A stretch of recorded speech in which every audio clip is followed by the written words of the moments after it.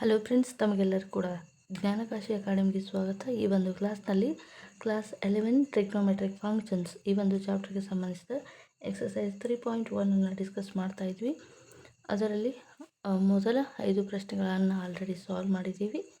ಅದನ್ನು ನೋಡದೇ ಇರೋರು ಚಾನಲ್ ಪ್ಲೇಲಿಸ್ಟಲ್ಲಿ ಹೋಗಿ ಚೆಕ್ ಮಾಡಿ ನೋಡಿ. ಇವಾಗ 6ನೇ ಪ್ರಶ್ನೆಯನ್ನು ಸಾಲ್ವ್ ಮಾಡೋಣ.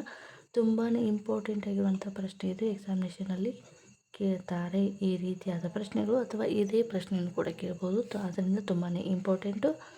ಸೊ ಈ ಚಾನಲ್ಗೆ ನೀವು ಇನ್ನೂ ಯಾರೆಲ್ಲ ಸಬ್ಸ್ಕ್ರೈಬ್ ಮಾಡಿಲ್ಲ, ವಿತೌಟ್ ಸಬ್ಸ್ಕ್ರಿಪ್ಷನ್ ನೋಡ್ತಾ ಇದ್ದರೆ ದಯವಿಟ್ಟು ಈಗಲೇ ಸಬ್ಸ್ಕ್ರೈಬ್ ಮಾಡ್ಕೊಳ್ಳಿ. ಓಕೆ, ಈಗ 6ನೇ ಪ್ರಶ್ನೆ ಈ ರೀತಿಯಾಗಿದೆ.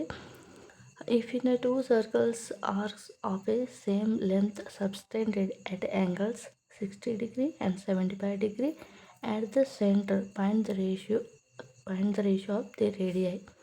ಸೊ ನೋಡಿ, ಸೊಲ್ಯೂಷನು ಈ ರೀತಿಯಾಗಿದೆ. 2 ಸರ್ಕಲ್ಸ್ ಇದ್ದಾವೆ. ಈ ಸರ್ಕಲ್ಸ್ ಅಲ್ಲಿ same length 2 circles of arc ಏನಿದೆ ಸೇಮ್ ಒಂದೇ ಆಗಿದೆ. ಇವುಗಳ ಆರ್ಕ್ ಏನಾಗಿದೆ ಒಂದೇ. ಆರ್ಕ್ ಅಂದ್ರೇನು? ಕಂಸ. ಅಲ್ಲಿ ಉಂಟಾಗಿರುವಂತಹ ಕೋನ ಏನಾಗ್ತಾ ಇದೆ ಅಂದರೆ, ಒಂದರಲ್ಲಿ 60 ಡಿಗ್ರಿ ಇದೆ, ಇನ್ನೊಂದರಲ್ಲಿ 75 ಡಿಗ್ರಿ ಇದೆ. ಓಕೆ, ಹಾಗಾದರೆ ಅವುಗಳ ರೇಡಿಯಸನ್ನು ಫೈಂಡ್ ಔಟ್ ಮಾಡಿ ಅಂತ ಇದೆ ಪ್ರಶ್ನೆ. ಓಕೆ, ಆರ್ಕ್ ಲೆಂತ್ ಏನಿದೆ ಎರಡು ಕಡೆಗೂ ಸೇಮ್ ಇದೆ, ರೇಡಿಯಸ್ಸನ್ನು ನಾವು ಫೈಂಡ್ ಔಟ್ ಮಾಡಬೇಕು. ಸೊ ಈ ರೀತಿಯಾಗಿದೆ. ಹಾಗಾದರೆ ನಾವು ಸೊಲ್ಯೂಷನನ್ನು ನೋಡೋಣ. ಈಗ L1 = L2 = L ಅಂತ ತೆಗೆದುಕೊಳ್ಳೋಣ. ಯಾಕಂದರೆ ಎರಡು ವೃತ್ತದ ಆರ್ಕ್ ಲೆಂತ್ ಏನಾಗಿದೆ ಒಂದೇ ಆಗಿದೆ. ಹಾಗಾದರೆ θ1 ಎಷ್ಟಿದೆ? 60 ಡಿಗ್ರಿ ಇದೆ. θ2 ಎಷ್ಟಿದೆ? 75 ಡಿಗ್ರಿ ಇದೆ. ನಾವು ಫೈಂಡ್ ಔಟ್ ಮಾಡಬೇಕಾಗಿರೋದೇನು? R1/R2 ರೇಷಿಯೋವನ್ನು, ನಾವು ಅನುಪಾತವನ್ನು ಕಂಡುಹಿಡ್ಕೋಬೇಕು. ಓಕೆ, ಈಗ C1 ಸರ್ಕಲ್ ಇದು, C2 ಸರ್ಕಲ್ ಇದು. ಈಗ ಮೊದಲೇದಾಗಿ θ1 ಗೊತ್ತಿದೆ. ಈ θ1 ಇದನ್ನೇನು ಕೊಟ್ಟಿದ್ದಾರೆ? ಡಿಗ್ರಿನಲ್ಲಿ ಕೊಟ್ಟಿದ್ದಾರೆ. ಇದನ್ನು ನಾವು ಮೊದಲಿಗೆ ಏನು ಮಾಡ್ಕೋಬೇಕು? ರೇಡಿಯನ್ಗೆ ಕನ್ವರ್ಟ್ ಮಾಡ್ಕೋಬೇಕು. ರೇಡಿಯನ್ ಮೇಜರ್ಸ್ ಫಾರ್ಮುಲಾವನ್ನು ಕಂಪಲ್ಸರಿ ಬರೀಲೇಬೇಕು. Radian measure = π / 180 into degree measures ಎನ್ನುವಂಥದ್ದು ಸೂತ್ರ ಇದೆ. ಓಕೆ, π / 180 ಎಷ್ಟು? 60 ಡಿಗ್ರಿ. Okay, 0 cancel, 6 18 π/3 radian. θ1 ಎನ್ನುವಂಥದ್ದು ಎಷ್ಟು? π/3 ರೇಡಿಯನ್. θ2 ಮೆಜರ್ ಮಾಡೋಣ. ಅದೇ ರೀತಿಯಾಗಿ θ2 ರೇಡಿಯನ್ ಮೇಜರ್ ಸೂತ್ರವನ್ನು ಬರೀರಿ.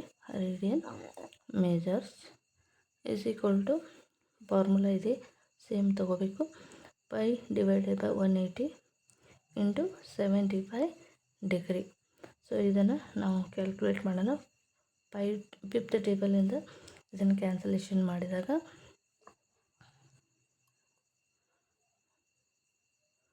5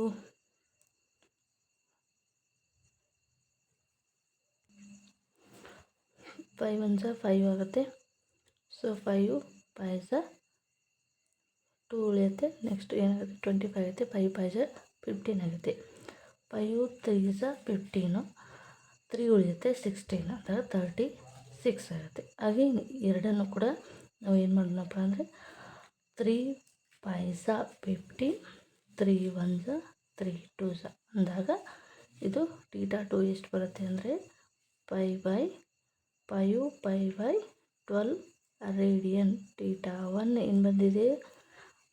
π/3 ಬಂದಿದೆ. θ2 π/12 ಅಂತ ಬಂದಿದೆ. ಓಕೆ, ಇವಾಗ ನಮಗೆ ಬೇಕಾಗಿರುವಂಥದ್ದೇನು?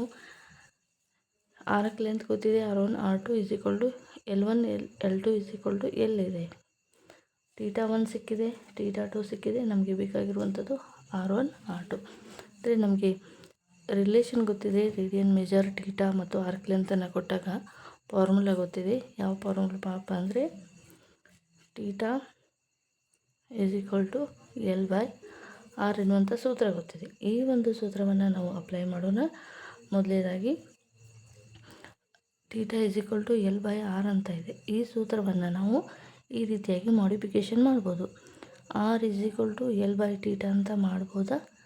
ಓಕೆ, ಹಾಗಾದರೆ ಈಗ R1 is equal to L1 divided by theta 1. ಅದೇ ರೀತಿಯಾಗಿ R2 divided by R2, L2 divided by theta 2. Next ಇದನ್ನು L1 ಡಿವೈಡೆಡ್ ಬೈ ಟೀಟಾ 1, ಇದು ಏನಾಗುತ್ತೆ, ರೆಸಿಪ್ರೋಕಲ್ ಆಗುತ್ತೆ, ಟೀಟಾ 2 ಡಿವೈಡೆಡ್ ಬೈ L2. ನೋಡಿ, L1 is equal to L2 is equal to L ಆಗಿರೋದ್ರಿಂದ ಇವೆರಡು ಏನಾಗ್ತವೆ, ಕ್ಯಾನ್ಸಲ್ ಆಗ್ತವೆ. ಉಳಿಯುವಂಥದ್ದೇನು ಟೀಟಾ 2 ಡಿವೈಡೆಡ್ ಬೈ ಟೀಟಾ 1 ಅಂತ ಉಳಿಯುತ್ತೆ. ಟೀಟಾ 2 ಡಿವೈಡೆಡ್ ಬೈ ಟೀಟಾ 1 ಉಳಿಯುತ್ತೆ. ಇಲ್ಲಿ ನಾವು ಬಂದಿರುವಂಥ ವ್ಯಾಲ್ಯೂಸ್ಗಳನ್ನು ಅಪ್ಲೈ ಮಾಡಬೇಕು. ಟೀಟಾ 2 ಎಷ್ಟಿದೆ, 5 ಪೈ ಡಿವೈಡೆಡ್ ಬೈ 12 ಇದೆ. ಹೋಲ್ ಡಿವೈಡೆಡ್ ಬೈ ಟೀಟಾ 1 ಎಷ್ಟಿದೆ, ಟೀಟಾ 2 ಡಿವೈಡೆಡ್ ಬೈ ಟೀಟಾ 1 ಬರುತ್ತೆ. ಟೀಟಾ 2 ಎಷ್ಟು ಬರುತ್ತೆ, 5/3 ಅಂತ ಇದೆ. ಓಕೆ, ಅಗೇನ್ ಇದನ್ನು 5 ಪೈ ಡಿವೈಡೆಡ್ ಬೈ 12, ಇದು ಮೇಲ್ಗಡೆ ಬರುತ್ತೆ, ಇನ್ವರ್ಸ್ ಆಗುತ್ತೆ. ಓಕೆ, ಹಾಗಾಗಿ 5 ಕ್ಯಾನ್ಸಲ್ ಆಗುತ್ತೆ. 3 1 3 4 ಅಂದಾಗ 5/4. ಹಾಗಾದರೆ ನಮಗೆ ಫೈನಲ್ ಆನ್ಸರ್ ಏನು ಬರುತ್ತೆ ಅಂದರೆ R1 ಡಿವೈಡೆಡ್ ಬೈ R2 ಇವುಗಳ ಅನುಪಾತ, ಈ ಎರಡು ಸರ್ಕಲ್ನ ಅನುಪಾತ ಏನು ಬರ್ತಾಯಿದೆ, 5/4 ಎನ್ನುವಂಥ ನಮಗೆ ಆನ್ಸರ್ ಬರ್ತಾಯಿದೆ. ಸೊ ಇದನ್ನು ನೀವು ನೀಟಾಗಿ ಬರ್ಕೊಳ್ಳಿ, ಸ್ಟೆಪ್ ಬೈ ಸ್ಟೆಪ್. ಈ ರೀತಿಯಾಗಿ ಎಕ್ಸಾಮ್ನಲ್ಲಿ 1 ಬೈ 1 ಬರಿತಾ ಹೋಗಬೇಕು. ಸೊ ಈಗ ನಮಗೆ ಫೈನಲ್ ಆನ್ಸರ್ ಸಿಗ್ತಾಯಿದೆ 5/4 ಎನ್ನುವಂಥದ್ದು ಈ ಎರಡು ವೃತ್ತಗಳ ರೇಡಿಯಸ್ನ ಅನುಪಾತ ಆಗಿರುತ್ತೆ. ನೆಕ್ಸ್ಟ್ ಒಂದು question, 7th question. Find the angle in radian through which pendulum swings if its length is 75 centimeter and trip the describe on arc of length ಎನ್ನುವಂಥದ್ದು ಪ್ರಶ್ನೆ ಇದೆ. ಸೊ ಇವುಗಳ ಆ್ಯಂಗಲನ್ನು ರೇಡಿಯನಲ್ಲಿ ಫೈಂಡ್ ಔಟ್ ಮಾಡಿ ಅಂತ ಇದೆ. ಸೊ ಮೊದಲನೇದಾಗಿ ಇಲ್ಲಿ ಒಂದು ಸಿಂಪಲ್ ಪೆಂಡುಲಮ್ ಇದೆ. ಈ ಸಿಂಪಲ್ ಪೆಂಡುಲಮ್ ಏನಾಗ್ತಾ ಇದೆ, ಆಸುಲೇಟ್ ಆಗ್ತಾ ಇದೆ, ಸ್ವಿಂಗ್ ಆಗ್ತಾ ಇದೆ. ಈ ರೀತಿಯಾಗಿ ಸ್ವಿಂಗ್ ಆಗುವಂತಹ ಸಂದರ್ಭದಲ್ಲಿ ಇವುಗಳ ಲೆಂತ್ ಈಗ ಒಂದು ಬಾರಿ ಏನಾಗ್ತಾ ಇದೆ ಅಂದರೆ ಈ ರೀತಿಯಾಗಿ ಆಸುಲೇಟ್ ಆಗ್ತಾ ಇದೆ. ಒಂದು ಸರಿ ಈ ಕಡೆಯಿಂದ ಈ ಕಡೆಗೆ, ಈ ಕಡೆಯಿಂದ ಈ ಕಡೆಗೆ. ಇಲ್ಲಿ ನಮಗೆ ಏನು ಕೊಟ್ಟಿದ್ದಾರಪ್ಪ ಅಂದರೆ ಮೊದಲನೇದಾಗಿ 10 metre radius, 10 metre arc length ಇರುವಂಥದ್ದು. ಇನ್ನೊಂದು swings about 75 and trip describe the arc of length ಅಂತ ಇಲ್ಲಿ ಕೊಟ್ಟಿರುವಂಥ ಆರ್ಕ್ ಲೆಂತನ್ನು ಕೊಟ್ಟಿದ್ದಾರೆ. ಸೊ ಎಲ್ ಅಂತ. ಇವುಗಳ ಒಂದು ಏನನ್ನು ಫೈಂಡ್ ಔಟ್ ಮಾಡಬೇಕಪ್ಪ ಅಂದರೆ ಟೀಟಾ, ರೇಡಿಯನ್ ಅಂದರೆ ಇವುಗಳಲ್ಲಿ ನಡುವೆ ಉಂಟಾಗುವಂತಹ ಕೋನವನ್ನು ನಾವು ಫೈಂಡ್ ಔಟ್ ಮಾಡಬೇಕು. ಯಾವುದರಲ್ಲಿ, ರೇಡಿಯನಲ್ಲಿ. ಹಾಗಾಗಿ ಈ ಒಂದು ಪೆಂಡುಲಮ್ ಇಲ್ಲಿಂದ ಇಲ್ಲಿವರೆಗೆ ಮೂವ್ ಆಗ್ತಾ ಇದೆ, ಆರ್ಕ್ ಲೆಂತನ್ನು ಕೊಟ್ಟಿದ್ದಾರೆ. ಹಾಗಾದರೆ ಈ ಆರ್ಕ್ ಲೆಂತನ್ನು ಕೊಟ್ಟಿರುವಾಗ ಇವುಗಳ ಒಂದು ರೇಡಿಯಸ್ ಏನಾಗ್ತಾ ಇದೆಯಪ್ಪ ಅಂದರೆ 75 ಸೆಂಟಿಮೀಟರ್ ಅಂತ ರೇಡಿಯಸನ್ನು ಕೊಟ್ಟಿದ್ದಾರೆ. ಓಕೆ, ಈಗ ಈ 75 ರೇಡಿಯಸ್ಸು ಒಂದು ಸಾರಿ ಆಸುಲೇಟ್ ಆದಾಗ 10 ಮೀಟ್ರ್ ಇದು ಆರ್ಕ್ ಲೆಂತ್ ಉಂಟಾಗುತ್ತೆ. ಇನ್ನೊಂದು ಸಾರಿ ಸ್ವಿಂಗ್ ಆದಾಗ 75 ಏನಾಗುತ್ತೆ, ಸ್ವಿಂಗ್ ಆಗುತ್ತೆ. ಮತ್ತು ಇಲ್ಲಿ ಏನು ಕೊಟ್ಟಿದ್ದಾರೆ, ಇದು 15 ಸೆಂಟಿಮೀಟರ್ ಅಂತ ಕೊಟ್ಟಿದ್ದಾರೆ. ಓಕೆ, ಈಗ ನಾವು ಏನು ಮಾಡಬೇಕಪ್ಪ ಅಂದರೆ ಆ್ಯಂಗಲ್ ಯಾವುದರಲ್ಲಿ, ರೇಡಿಯನಲ್ಲಿ ಫೈಂಡ್ ಔಟ್ ಮಾಡಬೇಕು. ಸೊ ಇವಾಗ ಮೊದಲೇದಾಗಿ 10 ಸೆಂಟಿಮೀಟರ್ ತೆಗೆದುಕೊಳ್ಳೋಣ. R is equal to 75 centimetre ಕೊಟ್ಟಿದ್ದಾರೆ. L is equal to arc length ಇದು 10 ಸೆಂಟಿಮೀಟರ್ ಅಂತ ಕೊಟ್ಟಿದ್ದಾರೆ. ನಮಗೆ ಗೊತ್ತಿದೆ ಆರ್ಕ್ ಲೆಂತ್ ಮತ್ತು ಈ ರೇಡಿಯಸ್ ಮತ್ತು ಟೀಟಾಗಳ ನಡುವಿನ ರಿಲೇಷನ್ ಗೊತ್ತಿದೆ. Theta is equal to L/R ಅಂತ. ಈಗ ಎಲ್ ಎಷ್ಟಿದೆ, 10 ಇದೆ, ಆರ್ ಇದೆ 75. ಇದನ್ನು ನಾವು ಡಿವೈಡ್ ಮಾಡಿದಾಗ 2/15 ಅಂತ ಬರುತ್ತೆ. Theta is equal to 2/15 radian ಅಂತ ಹೇಳಿ ಇದನ್ನು ನಾವು ಫೈಂಡ್ ಔಟ್ ಮಾಡ್ತೀವಿ. ನೆಕ್ಸ್ಟ್ 15 ಸೆಂಟಿಮೀಟ್ರ್ ಅಂತ ಇದೆ. L/R theta. L ಎಷ್ಟಿದೆ? 15 ಇದೆ. 75 ರೇಡಿಯಸ್ ಇದೆ.